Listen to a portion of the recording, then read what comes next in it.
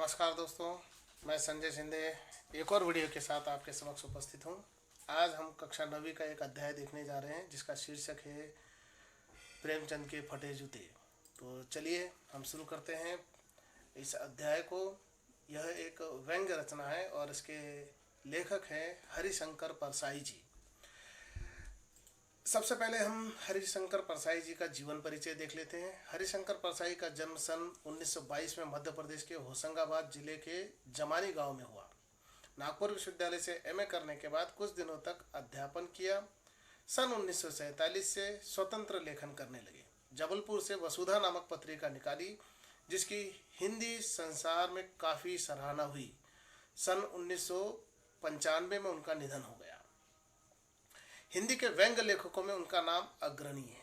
अब व्यंग्य जो होता है, व्यंग्य का लेखन का कार्य जो चलता है वो मुख्य तौर पर ऐसी स्थिति होती है जो सीधे सीधे हम कह सकते हैं कि जो चीज़ जहाँ होनी चाहिए वहाँ ना होकर जब उस जगह पर कोई और चीज़ होती है तो उसे व्यंग्य कहेंगे हम। और व्यंग्य की सबसे खास बात ये होती है कि व्यंग्य जो है मन को कचोटता है, मन में चुभता है और साथ में चेहरे पर हास्य भी उभरता है।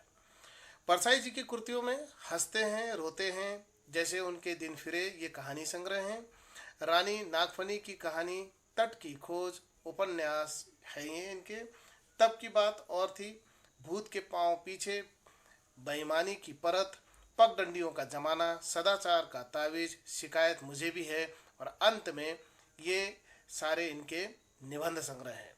वैष्णव की फिसलन, तिरछी रेखाएं, ठिठुरता हुआ गणतंत्र, विकलांग श्रद्धा का दौर, ये इनके व्यंग्य संग्रह है। और जैसा कि प्रारंभ में आपको बताया, हरिशंकर परसाई जी जो पहचाने जाते हैं वो व्यंग्य रचनाओं के लिए ही पहचाने जाते हैं। भारतीय जीवन के पाखंड, भ्रष्टाचार, अंतर्विरोध, बेईमानी आदि पर लिखे उनके व्यंग्य लेखकों ने शोषण के विरुद्ध साहित्य की भूमिका का निर्वाह किया। उनका व्यंग्य लेखन परिवर्तन की चेतना पैदा करता है। कोरे हास्य से अलग यह व्यंग्य आदर्श के पक्ष में अपनी उपस्थिति दर्ज कराता है। सामाजिक, राजनीतिक और धार्मिक पाखंड पर लिखे उनके व्यंग्यों ने व्यंग्य साहित्य के मानकों का निर्माण किया। तो जैसा आपको बताया गया है प्रारंभ में ही कि हरिशंकर परसाई जो है व्यंग्य साहित्य के लिए ही पहचाने जाते हैं। तो व्यंग्य साहित्य को उत्कर्ष पर ले जाने की, शीर्ष पर ले जाने की महत्वपूर्ण भूमिका हरिशंकर परसाई जी ने निभाई है। परसाई जी बोलचाल की सामान्य भाषा का प्रयोग करते हैं, किंतु संरचना के अनूठेपन के कारण उनकी भाषा में मारक क्षमता बहुत बढ़ जाती है। तो ये इनकी विशेषता है साहित्य लिखने की कि जब वो लिखते हैं तो इस प्रकार का ढांचा बना लेते हैं वो साहित्य का कि उसकी वजह से जो है उस व्यंग्य की मारक क्षमता बढ़ जाती है। प्रेमचंद के फटे जूते शीर्षक जो हम आज देख रहे हैं, इसमें प्रेमचंद जी के व्यक्तित्व के सादगी का वर्णन यहाँ हरिशंकर परसाई जी ने किया है। साथ ही एक रचनाकार के अंतर्भेदी सामाजिक दृष्टि का विवेचन करते हुए आज की दिखावे की प्रवृत्ति का एवं अवसरवादिता पर व्यंग्य किया है। ये मुख्य चीज़ है इस साहित्य की कि हम लोग आजकल दिखावे पर ज़्यादा जोर देते हैं, दिखावे पर ही हमारा सारा ध्यान टिका रहता है। और अवसरवादिता है, जहाँ अवसर मिल गया हम अपने स्वार्थ को पूरा कर लेते हैं, स्वार्थ सिद्धि हम लोग कर लेते हैं। तो चलिए हम देखते हैं आज का जो साहित्य है उसके बारे में बढ़ते हैं आगे। प्रारंभ करते हैं प्रेमचंद के फटे जूते। प्रेमचंद का एक अजीब और सुंदर सा चित्र लेखक के सामने जब आया तो उस चित्र को देखकर इस साहित्य की रचना, इस व्यंग्य की रचना हरिशंकर परसाई जी ने की है। प्रारंभ करते हैं। प्रेमचंद का एक चित्र मेरे सामने है। तो ये चित्र देखकर इनके मन में क्या क्या विचार आए हैं वो इस व्यंग्य रचना में उन्होंने व्यक्त किया है। पत्नी के साथ फोटो खिंचा रहे हैं, सिर पर किसी मोटे कपड़े की टोपी, कुर्ता और धोती पहने हैं, कनपटी चिपकी है, गालों की हड्डियां उभर आई है, पर घनी मूछें चेहरे को भरा भरा बतलाती है। तो एक दौर था जब मूछें चेहरे पर रखना एक बड़ी अच्छी बात मानी जाती थी, मर्दानगी की निशानी मानी जाती थी। तो पुरुष जो है मूछें बड़ी बड़ी रखा करते थे अपनी। तो प्रेमचंद की मूछें बड़ी बड़ी है लेकिन गाल चिपके हुए हैं, हड्डियां उभर आई है गालों की। इससे पता चलता है कि प्रेमचंद काफ़ी कमज़ोर हैं, दिखाई देता है, कृश काया है उनकी। ठीक, पाँव में कैनवस के जूते हैं। अब कैनवस के जूते अर्थात कपड़े के जूते पहन रखे हैं उन्होंने पाँव में, जिनके बंद बेतरतीब बंधे हैं। लापरवाही से उपयोग करने पर बंद के सिरों पर की लोहे की पतरी निकल जाती है और छेदों में बंद डालने में परेशानी होती है। आजकल तो हम लोग बड़े अच्छे दौर में और अच्छे जूतों का प्रयोग कर रहे हैं। एक समय ऐसा था कि जो कपड़े के जूते हुआ करते थे उसकी लेस या जिसे हम लोग कहते हैं बंद, उसके सिरों पर लोहे का एक पतरा लगाया जाता था, जिसकी वजह से जूतों के छेदों से उस लेस को ले जाने में या बंद को ले जाने में सुविधा होती थी। लेकिन बार बार उपयोग की वजह से वो टूट जाता था और पतरा निकल जाने के बाद फिर पूरे धागे फैल जाते थे, बिल्कुल ब्रश के समान फैल जाते थे, मुंह फैलाकर फैल जाते थे और तब फिर उन छेदों में से उन बंद को डालने में परेशानी होती थी। तब बंद कैसे भी आप कस लिए जाते हैं। दाहिने पांव का जूता ठीक है, मगर बाएं जूते में बड़ा छेद हो गया है जिसमें से अंगुली बाहर निकल आई है, तो अंगूठा बाहर निकल आया है। आमतौर पर जूता देखो, एक तो तले से फटेगा या फिर जहाँ पर हमारे पैर का अंगूठा है वहाँ से फटेगा। ठीक, आजकल जूते इतने मजबूत आ रहे हैं कि तले तो बिल्कुल नहीं फटते, सामने से अंगूठा बाहर निकल जाता है। और इसकी फटने की कुछ सामान्य स्थितियाँ होती है। पहली स्थिति तो ये है कि जूता बहुत पुराना हो गया है। ठीक, दूसरी स्थिति है कि आपके पैर का आकार बढ़ गया, अभी उम्र के साथ साथ पैर भी बढ़ गए हैं और फिर जूता आपने बदला नहीं है तो जूते को सामने से फाड़ कर अंगूठा बाहर निकल आया। तो ये कुछ स्थितियाँ होती है। या फिर कभी चलते चलते अचानक किसी पत्थर से हमारे पैर की जोर से टक्कर हो गई तो सामने अंगूठा बाहर निकल आया, तो ये स्थितियाँ दिखाई देती है। जूता फट गया और अंगूठा बाहर आ गया, तो एक छेद हो गया है और जिसमें से अंगूठा अंगुली प्रेमचंद की बाहर आ गई है। दाहिने पांव का ये अंगूठा है। मेरी दृष्टि इस जूते पर अटक गई। सोचता हूँ फोटो खिंचवाने की अगर यह पोशाक है तो पहनने की कैसी होगी। नहीं, इस आदमी की अलग अलग पोशाकें नहीं होंगी। इसमें पोशाकें बदलने का गुण नहीं है, यह जैसा है वैसा ही फोटो में खिंच जाता है। तो ये जो अनुच्छेद है यह बताता है कि प्रेमचंद का जीवन जो है सादगी भरा है, वो दिखावे की जिंदगी से कोसों दूर है। तो लेखक को ये दिखाई दे रहा है कि इनको फोटो खिंचाने के लिए सज धज कर आने की ज़रूरत नहीं है। ये जैसे अंदर है, जैसे भीतर है, वैसे ही बाहर है। इसलिए इनके पास एक तो पहली बात अलग अलग पोशाकें नहीं है, ये दिखावे की ज़िंदगी नहीं जीते हैं, जैसे भीतर है वैसे ही बाहर है। तो इसलिए इनमें पोशाकें बदलने का गुण नहीं है। मैं चेहरे की तरफ देखता हूँ। क्या तुम्हें मालूम है मेरे साहित्यिक पुरखे? साहित्यिक पुरखे हम लोग जानते हैं कि हमारे जो पुरखे होते हैं, जो हमारे जैसे दादाजी दादी जी या फिर नाना जी नानी जी, उसी प्रकार से साहित्य के पुरखे। आज प्रेमचंद हमारे बीच नहीं है तो वो साहित्य लिखने वालों के पूर्वज हैं और वो हमें प्रेरणा देते हैं कि किस प्रकार का साहित्य लिखना चाहिए। तो यहाँ लेखक कह रहा है कि क्या तुम्हें मालूम है मेरे साहित्यिक पुरखे, तुम्हारा जूता फट गया है और अंगुली बाहर दिख रही है। क्या तुम्हें इसका जरा भी एहसास नहीं है?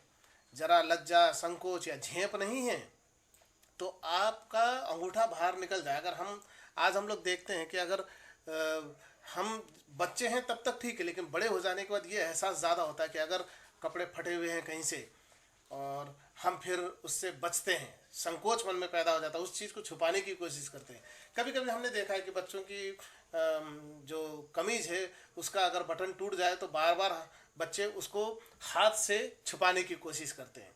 बिल्कुल यही बात यहाँ पर लेखक कह रहे हैं कि तुम्हारा जूता फट गया है मेरे साहित्यिक पुरखे, तुम्हारा जूता फट गया है। तुम्हें इसकी शर्म नहीं है, तुम्हें इसकी लज्जा महसूस नहीं होती, या मन में कोई संकोच में पैदा नहीं हो रहा है कि कैसे बचा जाए इस चीज़ से, कैसे हम ये करें कि ऐसे जूते पहनकर फोटो खिंचाने के लिए हम पहुंच जाए।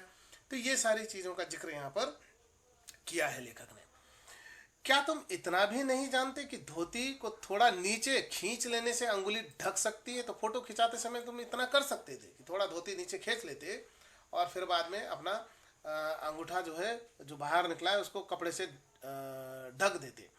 मगर फिर भी तुम्हारे चेहरे पर बड़ी बेपरवाही, बड़ा विश्वास है। फोटोग्राफर ने जब रेडी प्लीज कहा होगा तब परंपरा के अनुसार तुमने मुस्कान लाने की कोशिश की होगी।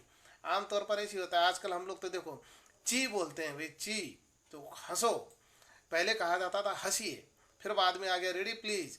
अब हम लोग ची करते हैं, सब ची करते हैं तो सब मुस्कुराना शुरू कर देते हैं, दांत दिखाना शुरू कर देते हैं। तो यहाँ प्रेमचंद इतने दुख दर्द में रहे होंगे कि मुस्कान लाने की कोशिश की उन्होंने, लेकिन दर्द के गहरे कुएं के तल में कहीं पड़ी मुस्कान को धीरे धीरे ऊपर खींचकर ऊपर निकाल रहे होंगे कि बीच में ही क्लिक करके फोटोग्राफर ने थैंक यू कह दिया होगा। अब ये जो है अधूरी मुस्कान आ गई फोटो में। विचित्र है यह अधूरी मुस्कान, मुस्कान पूरी तरह से मुस्कुरा ही नहीं पाए तब तक फोटो खिंच गया। यह मुस्कान नहीं, इसमें उपहास है, व्यंग है। अब लेखक को इसमें भी किसी की हंसी उड़ाए जाने वाला भाव दिखाई दे रहा है, व्यंग दिखाई दे रहा है। ठीक, अब वो क्या व्यंग है आगे देखते हैं। यह कैसा आदमी है जो खुद तो फटे जूते पहने फोटो खिंचा रहा है पर किसी पर हंस भी रहा है।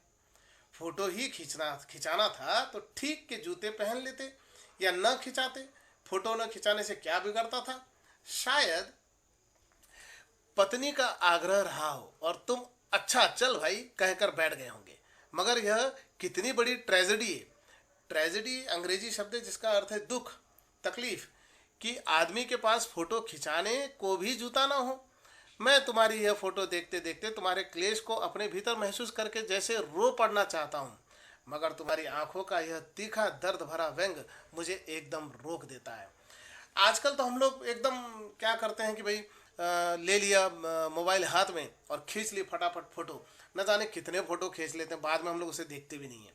लेकिन एक दौर ऐसा था कि फोटोग्राफर जो है गांव में कभी कभार ही आता था, खास तौर पर जब गांव में मेले लगते थे या फिर कोई किसी प्रकार के त्योहार होते थे, उस समय गांव में फोटोग्राफर आते थे और फिर एक टेंट में घुसकर फोटो खिंचा लिए जाते थे और बड़ी जल्दी जल्दी फोटो खींचकर वो भेज देता था, 2 घंटे में फोटो निकाल कर दे देता था। तो इस प्रकार की स्थितियां हुआ करती थी।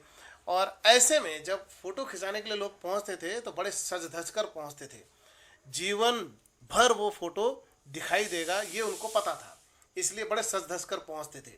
ठीक, तो यहाँ ऐसा कुछ नहीं है। पत्नी ने आग्रह किया प्रेमचंद से कि भाई फोटो खिंचाना है, प्रेमचंद ने बोला चल भाई खींच लेते हैं, पहुंच गए, फोटो खिंचवा लिया। इस प्रकार की स्थिति हुई है, शायद ऐसा अंदाजा लेखक लगा रहा है। तुम फोटो का महत्व नहीं समझते होते तो किसी से फोटो खिंचाने के लिए जूते मांग लेते।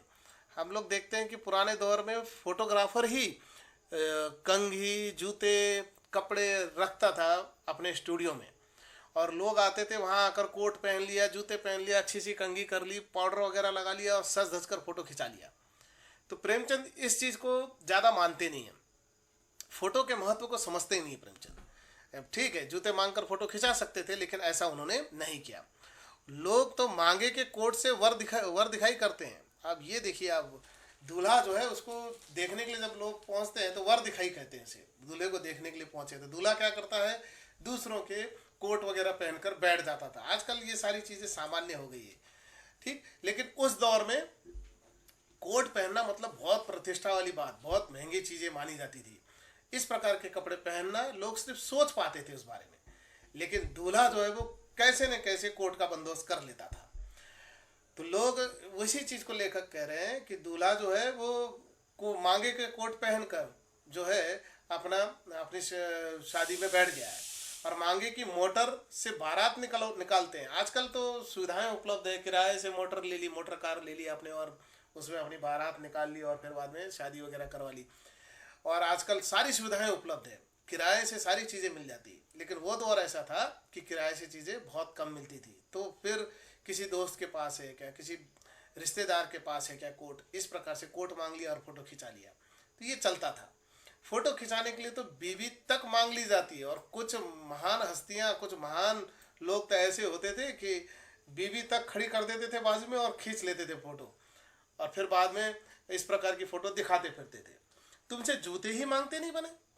और फिर यहाँ पर व्यंग कसते हुए लेखक कह रहा है कि तुम जूते नहीं मांग पाए, तुम फोटो का महत्व नहीं जानते।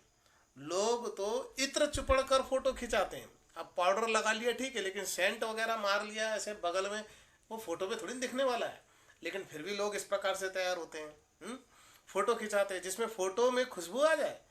गंदे से गंदे आदमी की फोटो भी खुशबू देती है। और लेखक व्यंग कसता है कि इस प्रकार से गंदा व्यक्ति भी जब फोटो स्टूडियो में पहुंचता है तो वहाँ का इत्र लगा लिया, वहाँ का पाउडर लगा लिया, और वो भी उसकी फोटो फिर खुशबू देने लग जाती है, ऐसा सोचता है वो। ठीक है, टोपी 8 आने में मिल जाती है।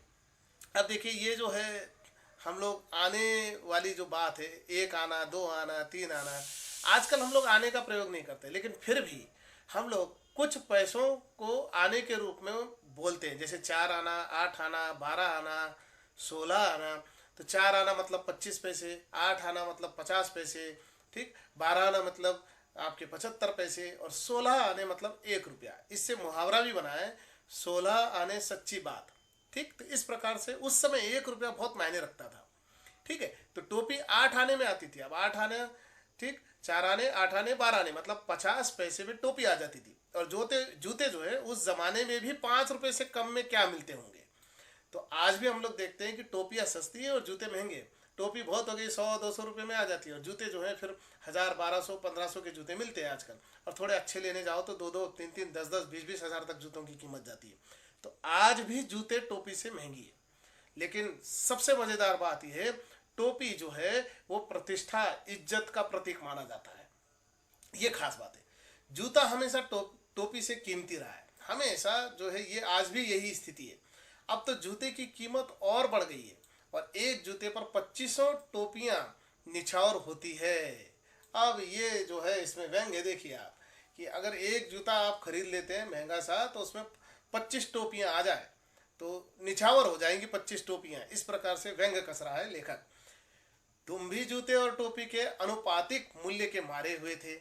यह विडंबना मुझे इतनी तीव्रता से पहले कभी नहीं चुभी। तो ये बात जो है लेखक को पहले कभी इतना महसूस नहीं हुई जितना फोटो देखकर महसूस हुआ है, कि जूते और टोपी के अनुपात के शिकार जो है प्रेमचंद हो गए। जितनी आज चुभ रही है, तब मैं तुम्हारा फटा जूता देख रहा हूँ। जब फटा जूता देखा फोटो में प्रेमचंद का, तब हरिशंकर परसाई जी को ये बात चुभी कि जूते जो हैं वो टोपी से इतने महंगे क्यों हैं, और लोग जूतों को महत्व देते हैं जबकि महत्व देना चाहिए टोपी को। इसका सीधा सीधा अर्थ है, इसके पीछे का व्यंग्य यह है कि दिखावे को महत्व देते हैं लोग, वास्तविकता को महत्व नहीं देते हैं। अब आगे लेखक क्या कहता है, तुम महान कथाकार, उपन्यास सम्राट, युग प्रवर्तक, जाने क्या क्या कहलाते थे। अब ये सारे विशेषण हैं, प्रेमचंद जी के लिए प्रयोग में लाए जाने वाले विशेषण है। महान कथाकार, हम लोग जानते हैं ईदगाह, कफन जैसी अजरा अमर कहानियाँ प्रेमचंद ने लिखी है। उपन्यास सम्राट है, उपन्यास के तो बिल्कुल सम्राट माने जाते हैं, राजा माने जाते हैं, राजाओं के राजा माने जाते हैं प्रेमचंद जी। इनके प्रसिद्ध उपन्यास गोदान हैं, मंगल सूत्र हैं, ठीक, प्रेमाश्रम है, सेवा सदन है, गबन है, इस प्रकार के प्रसिद्ध उपन्यास है, और जिन्होंने साहित्य के क्षेत्र में एक मील के पत्थर का काम किया है। युग प्रवर्तक है, इनके नाम से युग का नाम भी रखा गया है, प्रेमचंद युग, इस प्रकार से। मगर फोटो में भी तुम्हारा जूता फटा हुआ है, इतने प्रसिद्ध आदमी हो फिर भी तुम्हारे जूते फटे हुए हैं फोटो में, वो भी। ठीक, मेरा जूता भी कोई अच्छा नहीं है, यूँ ऊपर से अच्छा दिखता है, अंगुली बाहर नहीं निकलती, पर अंगूठे के नीचे तला फट गया है। देखिए क्या है कि मैंने जैसे आपको प्रारंभ में बताया कि जूते जो है 2-3 प्रकार से ही फटते हैं। एक तो नीचे से तले घिस जाते हैं और वहाँ से फटता है, या फिर जूता छोटा हो गया और आपके पैर बड़े हो गए तो सामने से अंगूठा निकल आता है, या फिर किसी पत्थर से आपका पैर टकरा गया है तो जूता अंगूठे की जगह से फट जाता है। तो ये कुछ चीज़ें हैं जो बताई गई हैं। तो लेखक का जूता भी इतना ज़्यादा अच्छा नहीं है, नीचे से तला घिस गया है, और जिस जगह से घिसा है वो घिसने वाली जगह है अंगूठे के नीचे की। अब अंगूठा जमीन से घिसता है और पैनी मिट्टी पर कभी रगड़ खाकर लहूलुहान भी हो जाता है। पूरा तला गिर जाएगा, पूरा पंजा छिल जाएगा, मगर अंगुली बाहर नहीं दिखेगी, लोगों को पता ही नहीं चलेगा कि क्या हो रहा है, जूता एकदम नया ही दिखेगा। ठीक, तुम्हारी अंगुली दिखती है पर पांव सुरक्षित है, मेरी अंगुली ढकी है पर पंजा नीचे से घिस रहा है। इसके पीछे का व्यंग्य समझिए। हम लोग कई बार दिखावे के चक्कर में फंसकर महंगी महंगी चीज़ें खरीद लेते हैं और फिर बाद में आर्थिक तंगी से अपना जीवन बिताते हैं। तो इस पर ही व्यंग्य कसा है कि हम लोग जो है दिखावे की संस्कृति पर ज़्यादा जोर देते हैं, इसलिए अंगूठा, भले ही जूता हमारा नीचे से फट गया है और अंगूठे के नीचे से फट गया है, तला फट गया है और अंगूठा घिस रहा है, खून निकल रहा है, लेकिन लोगों को तो अच्छा दिख रहा है ना। तो यही चीज़ यहाँ पर कही गई है। दिखावा भले ही लोगों को अच्छा दिख रहा है लेकिन तकलीफ हमें पहुंचाता है। ठीक, प्रेमचंद का जूते में से अंगूठा बाहर निकला हुआ है, दिख रहा है अंगूठा बाहर आ गया है, लेकिन वो दिखावा नहीं कर रहे हैं, जो सच है वही दिखा रहे हैं, इसलिए वो एकदम सही जीवन बिता रहे हैं। ठीक, तुम पर्दे का महत्व ही नहीं जानते, हम पर्दे पर कुर्बान हो रहे हैं, तो सब कुछ छिपा कर रख रहे हैं और अच्छा अच्छा लोगों को दिखा रहे हैं, दिखावा कर रहे हैं हम कि हम कितने अच्छे हैं, और इस चक्कर में जो है अंदर ही अंदर हम अपने आप को तकलीफ पहुंचा रहे हैं। तुम्हारा फटा जूता बड़े ठाठ से तुम फटा जूता बड़े ठाठ से पहने हो, मैं ऐसे नहीं पहन सकता, फोटो तो जिंदगी भर इस तरह नहीं खिंचाऊं, चाहे कोई जीवनी बिना फोटो के ही छाप दे। अब जीवनी क्या होती है ये भी सोचने वाली बात है। जब हम अपनी कहानी खुद लिखते हैं तो उस समय उसे कहते हैं आत्मकथा। तो वो क्या होता है, आत्मकथा होती है। अब आत्मकथा में क्या होता है कि साहित्यकार खुद का साहित्य खुद ही लिखता है, खुद के जीवन का परिचय खुद ही लिखता है, खुद ही अपने जीवन की सारी घटनाओं का वर्णन करता है। लेकिन जब जीवनी लिखी जाती है तो आपके बारे में कोई और लिख रहा होता है। तो यह बात यहाँ पर ध्यान में रखने वाली है कि यहाँ पर जब आपके बारे में कोई कुछ लिख रहा है तो आपके जीवन के कुछ फोटो चाहिए होते हैं उसे, ताकि वो उस जीवनी में छाप सके। अब यहाँ लेखक कह रहा है मैं चाहे कोई मेरी जीवनी बिना फोटो की छाप दे, लेकिन मैं ऐसी फोटो जिसमें मेरे जूते फटे हुए हैं और मेरा अंगूठा बाहर निकला हुआ है, ऐसा फोटो तो मैं कभी नहीं दूंगा। तुम्हारी यह व्यंग मुस्कान मेरे हौसले पस्त कर देती है, मुझे हरा देती है। हरा देती है मतलब क्या करती है, एक निश्चित तौर पर हौसले पस्त कर देती है मतलब हरा देती है, सोचने पर मजबूर कर देती है कि किस प्रकार से ऐसा हो सकता है, क्या मतलब है इसका, कोई मुस्कान है यह, या क्या होरी का गोदान हो गया। अब एक गोदान नाम का उपन्यास है जिसमें होरी जो है एक गरीब किसान के रूप में दर्शाया गया है, और ये जो प्रमुख किरदार है अंत में जब मरता है और अपने पापों से मुक्ति पाने के लिए गाय को दान करने की बात आती है तो इसके पास कुछ भी रुपए नहीं होते हैं। तब वो क्या करता है, साहूकार से रुपए लेकर गो अर्थात गाय दान करता है, तो कर्जे में अपने बेटे को डालकर चला जाता है। तो इसलिए कह रहा है यहाँ पर लेखक, क्या होरी का गोदान हो गया, क्या होरी ने गाय दान कर दी है, क्या पूस की रात में नील गाय हल्कू का खेत चर गई।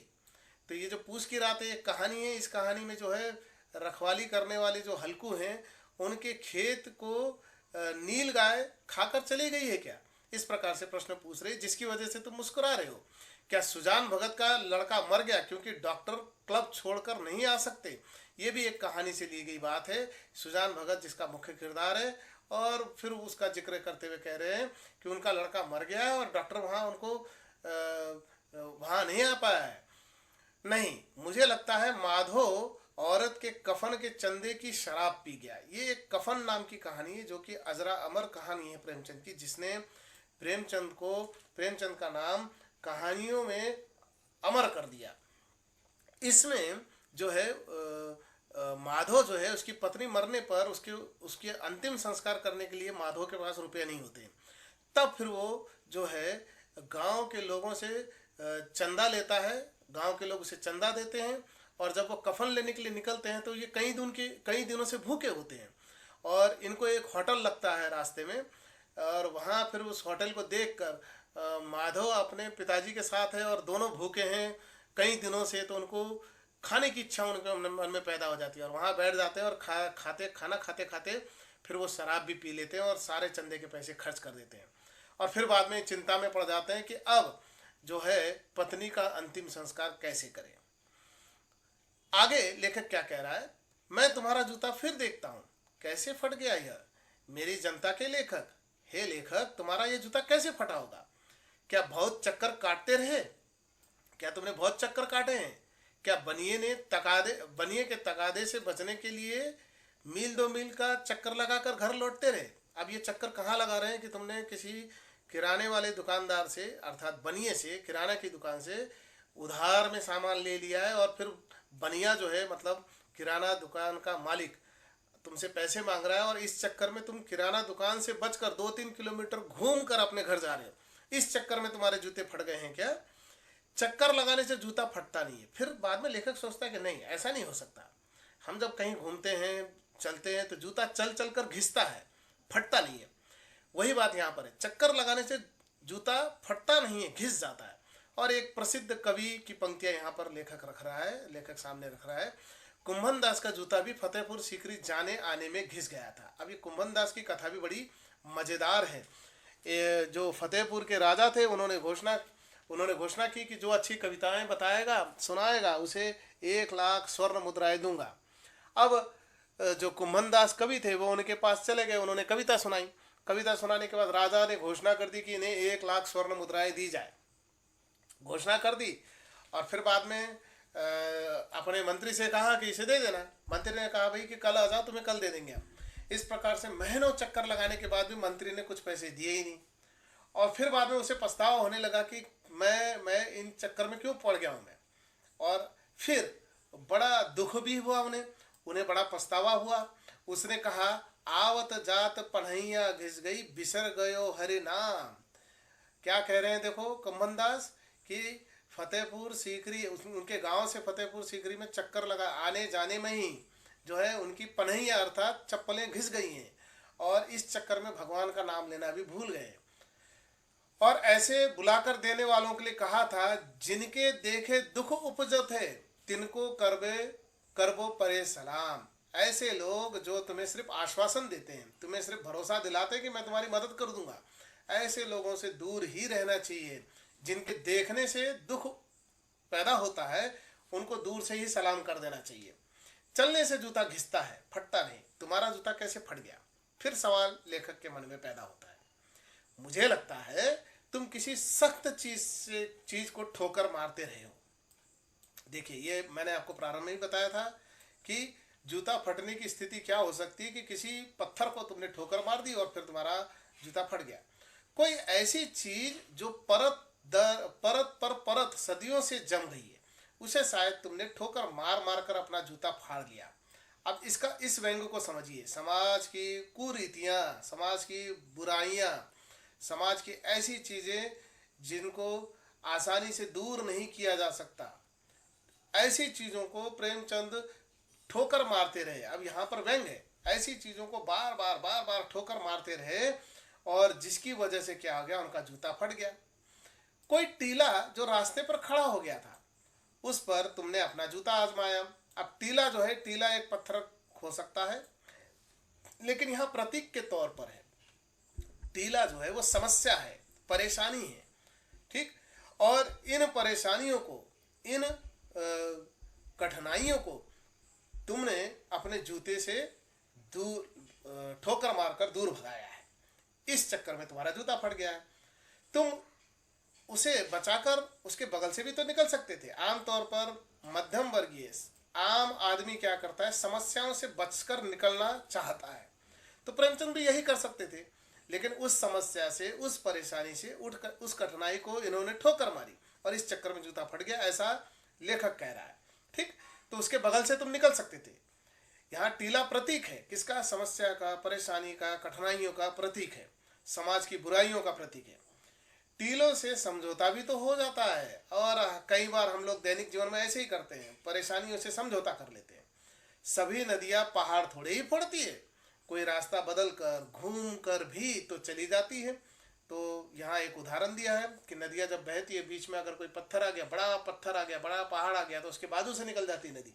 ऐसा नहीं है कि सभी नदियाँ उसको चीर कर आगे निकल जाती है। तुम समझौता कर नहीं सके। क्या तुम्हारी भी वही कमजोरी थी जो होरी को ले डूबी? होरी जो है गोदाम का पात्र है, मैंने आपको बताया, अंत में अपने बेटे को कर्जे में डुबा कर चला जाता है। वही नेम धर्म वाली कमजोरी। तो नेम धर्म अर्थात धर्म कर्म में फंसकर उन्होंने जो है अंत में अपने बेटे को कर्जे में रख कर इस संसार को छोड़कर जो है होरी चले गए थे, गोदान नाम के उपन्यास में, ठीक। वही नेम धर्म वाली कमजोरी। नेम धर्म जो है उसकी भी जंजीर थी, नेम धर्म उसके जीवन की भी जंजीर थी। वो चाहता तो सोच सकता था कि मैं पहले से कर्जे में हूँ, मैं अभी मर रहा हूँ, मेरे बेटे को मेरा लिया हुआ कर्जा चुकाना ही है, फिर ऐसे में ब्राह्मण को गाय दान करने के लिए फिर से कर्जा लेकर क्यों मरूं मैं। लेकिन वो ऐसा नहीं सोच पाए और इसके पीछे था नेम धर्म। धर्म कर्म में विश्वास ग्रामीण लोगों का ज़्यादा होता है। वो हर चीज़ को धर्म से जोड़कर देखते हैं और इस चक्कर में धर्म कर्म की जंजीरों से वो बंधे रहते हैं। मगर तुम जिस तरह मुस्कुरा रहे हो उससे लगता है कि शायद नेम धर्म तुम्हारा बंधन नहीं था, तुम्हारी मुक्ति थी। तो यहाँ पर जो है जिस प्रकार से प्रेमचंद जी मुस्कुरा रहे हैं उसको नेम धर्म वाली बात नहीं मान रहे हैं लेखक। वो कह रहे हैं तो ये तो तुम्हारी मुक्ति है, तुम इससे आज़ाद हो, इसीलिए तो खुला अंगूठा लेकर निकल पड़े फोटो खिंचाने के लिए। तुम्हारी यह पाँव की अंगुली मुझे संकेत करती सी लगती है। हम लोग देखो, जो हमारे लिए सबसे घृणित है, सबसे बुरा है, जिसकी हमें बुराई करनी है, हम हाथ करते हैं सामने और कहते हैं कि निकल जाओ यहाँ से, तो उस समय हम लोग अपनी तर्जनी सामने करते हैं। हमारे 5 उंगलियां हैं, सबसे पहले अंगूठा, अंगूठा के बाजू में तर्जनी, फिर मध्य अंगूठी, मध्यगा, उसके बाद हमारी अनामिका और सबसे अंत में कनिष्का। तो इस प्रकार से हमारी 5 उंगलियां हैं। हम किसी की तरफ उंगली करते हैं तो हमेशा तर्जनी दिखाते हैं। तो इस प्रकार से तुमने तर्जनी दिखाने की जगह पर तुम उस बात को इतना घृणित समझते हो कि तुमने हाथ की उंगली नहीं दिखाई है, तुमने पैर की उंगली दिखा दी। जिसे तुम घृणित समझते हो उसकी तरफ हाथ की नहीं, पाँव की अंगुली से इशारा करते हो। तो ये बात यहाँ पर लेखक कह रहा है। तुम क्या उसकी तरफ इशारा कर रहे हो जिसे ठोकर मारते मारते तुमने जूता फाड़ लिया? तो लेखक, जैसा मैंने प्रारंभ में कहा कि समाज की बुराइयों को जो कि परत दर परत जमा हो गई है, सालों से वो चीज़ चली आ रही है, उसको बार बार ठोकर मार के उन्होंने अपना जूता फाड़ लिया है। उन बुराइयों को ठोकर मारकर जूता फाड़ लिया। वही बात फिर से लेखक कह रहा है। मैं समझता हूँ, तुम्हारी अंगुली का इशारा भी समझता हूँ और यह व्यंग मुस्कान भी समझता हूँ। तुम मुझ पर या हम सभी पर हंस रहे हो, उन पर जो अंगुली छिपाए और तलवा घिसाए चल रहे हैं। अब यहाँ पर उंगली को छिपा लिया है और पैर के तले घिस रहे हैं। खुद अपने आप को अच्छा दिखाने के चक्कर में, अपने आप को अमीर दिखाने के चक्कर में फटे हुए जूते तो पहन रहे लेकिन तले से फटे हुए, और इस चक्कर में तुम्हारा अंगूठा घिस रहा है जमीन, मिट्टी से, कंकर से, लहू लुहान हो रहा है, फिर भी लोगों को दिखा रहे हैं कि हम कितने अमीर हैं। तो दिखावे की संस्कृति को यहाँ पर हम लोग निभाते हैं। उन पर जो टीले बरकाकर बाजू से निकल रहे हैं, तुम कह रहे हो मैंने तो ठोकर मार मार कर जूता फाड़ लिया, अंगुली बाहर निकल आई पर पाँव बचा रहा और मैं चलता रहा। मगर तुम अंगुली को ढकने की चिंता में तलवे का नाश कर रहे हो। तुम चलोगे कैसे? जब नीचे से तले फट गए जूते के तो चलोगे कैसे? कांटा चुभ जाएगा, कंकर चुभ जाएगा, कांच, नुकीले पत्थर चुभ जाएंगे, तो तुम चल कैसे पाओगे? मैंने तो उसे ठोकर मारकर हटा दिया। इस चक्कर में मेरा जूता ऊपर से फट गया, अंगूठा बाहर निकल गया, लेकिन मेरा पैर सही सलामत है। ठीक, मैं समझता हूँ, मैं तुम्हारे फटे जूते की बात समझता हूँ, अंगुली का इशारा समझता हूँ, तुम्हारी व्यंग मुस्कान समझता हूँ। इस प्रकार से लेखक कह रहा है कि तुम्हारी वह व्यंग मुस्कान मैं समझ रहा हूँ, जिसमें से तुम्हारे जो जूते भले ही फटे हो लेकिन तुम सभी पर मुस्कुरा रहे हो और कह रहे हो कि मैंने समाज की बुराइयों को ठोकर मारकर, अपने जूतों से ठोकर मारकर हटा दिया है। इस चक्कर में भले ही मेरा जूता फट गया है लेकिन मेरे पैर सुरक्षित है। और जबकि तुम उससे बचकर निकलने के चक्कर में तुम्हारे तले घिस गए हैं और लहूलुहान तुम्हारे पैर हो गए, फिर भी तुम लोगों को अपने आप को सही दिखाने के चक्कर में खुद को नुकसान पहुंचा रहे हो।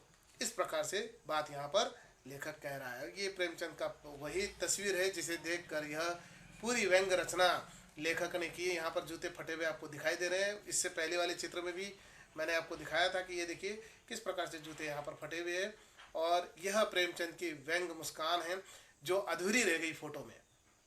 ठीक, तो ये पूरी इस प्रकार से कहानी थी।